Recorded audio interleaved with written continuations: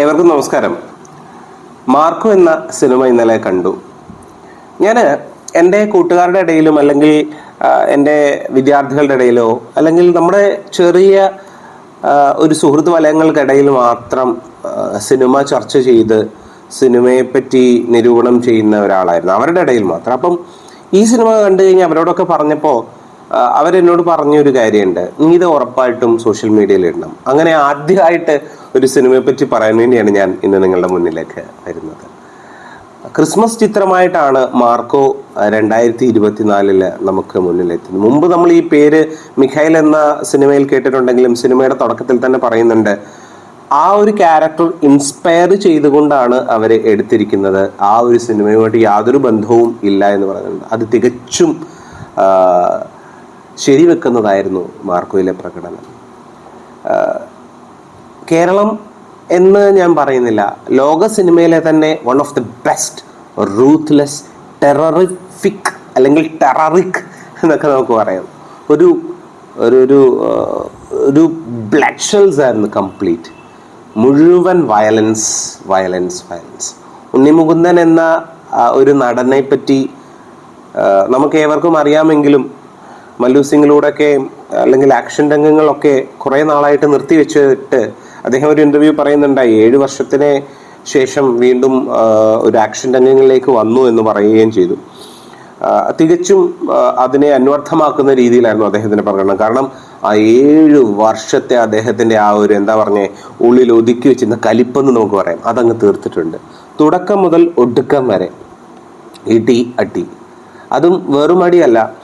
ഇതിനകത്ത് എടുത്തു പറയേണ്ടത് ഹനീഫ് അദാനി രചനയും സംവിധാനവും ആ സംവിധായകന്റെ മികവൂടെ വളരെ ഗംഭീരമാണ്. അതുപോലെ എടുത്തു പറയേണ്ടതാണ് ഛായാഗ്രഹണം. അതിന് തക്കതായ രീതിയിൽ പുറകിൽ കൊടുത്തുകൊണ്ടിരിക്കുന്ന സംഗീതം. രവി ബസ്രൂർ എന്ന് പറയുന്ന ആളാണ് സംഗീതം നൽകിയത്. അതുപോലെ ഷമീർ മുഹമ്മദ് എന്ന ബ്രില്യൻ്റ് എഡിറ്റർ, അതും നമുക്ക് എടുത്തു പറയേണ്ടത്. കാരണം ആക്ഷൻ രംഗങ്ങൾ പലതും നമുക്കിപ്പോൾ ചില വീഡിയോ ഗെയിംസ് ഒക്കെ നമ്മൾ കണ്ട് വളർന്ന ആൾക്കാർ അല്ലെങ്കിൽ കളിച്ചുകൊണ്ടിരിക്കുന്ന ആൾക്കാരൊക്കെ നമുക്ക് കാണാൻ പറ്റുന്ന രീതിയിൽ ഒരാളെ പോയി നമ്മൾ ആ വീടിനകത്ത് നിന്ന് കൊല്ലുന്ന രീതിയിൽ ഒക്കെ യഥാർത്ഥത്തിൽ ചിത്രീകരിച്ച് വെച്ചിരിക്കുക എന്ന് പറഞ്ഞാൽ അത് ഇത്തിരി പാടുള്ള കാര്യം തന്നെയാണ്. എസ്പെഷ്യലി ചില രംഗങ്ങൾ ഒരു വീട്ടിൻ്റെ അകത്തേക്ക് ഈ മാർക്കോ എന്ന് പറയുന്ന വ്യക്തി കയറുകയും അതുപോലെ തന്നെ വലിയൊരു സ്റ്റെയർ കേസിന്റെ അകത്തിൽ കൂടെ ഒരു കംപ്ലീറ്റ് ത്രൂ റൗണ്ട് ഷൂട്ട് നടന്ന ഒരു സീക്വൻസ് അതിനകത്ത് കാണിക്കുന്നുണ്ട്.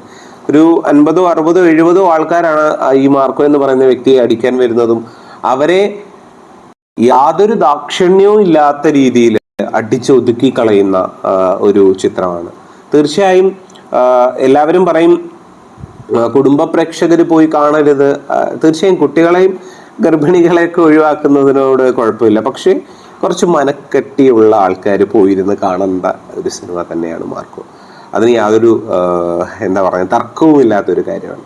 പെർഫോമൻസിന്റെ കാര്യത്തിൽ ഉണ്ണിമുകുന്ദൻ ഇന്ത്യയിലെ തന്നെ one of the super action hero ആയിട്ട് എമേർജ് ചെയ്യുന്ന ഒരു സിനിമയാണെന്ന് തർക്കമില്ലാതെ നമുക്ക് ഇത് കണ്ടു കഴിയുമ്പോൾ പറയാൻ പറ്റും.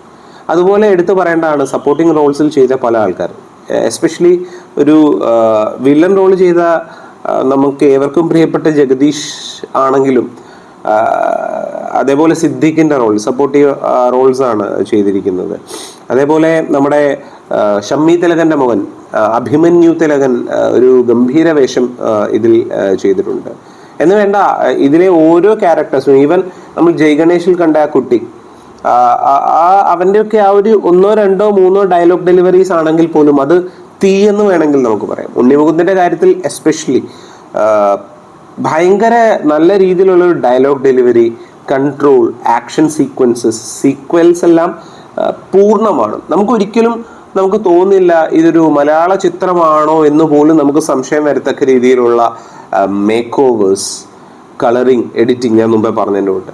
കാരണം ഡിഫൻഡേഴ്സ് എല്ലാം കൂടെ വരുന്ന ഒരു ലോങ് ഷോട്ട് ചിത്രീകരണമുണ്ട്. ഈ നായകൻ വില്ലന്റെ അടുത്തേക്ക് നായകനെ വില്ലൻ കൊണ്ടുവരുന്ന ഒരു സീക്വലൊക്കെ ദൂരെ നിന്ന് കാണിക്കുന്നുണ്ട്.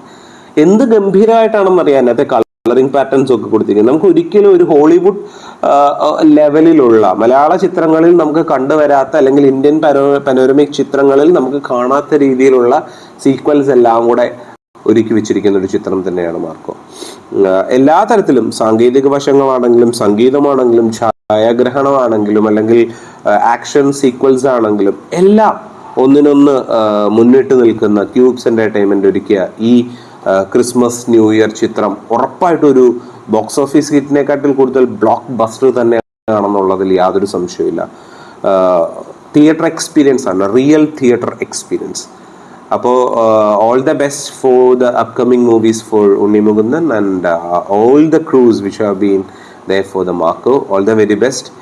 എനിക്ക് പറയണമെന്ന് തോന്നി ഈ ഒരു അഭിപ്രായം, അതുകൊണ്ടാണ് ഇന്ന് വന്ന് പറയുന്നത്.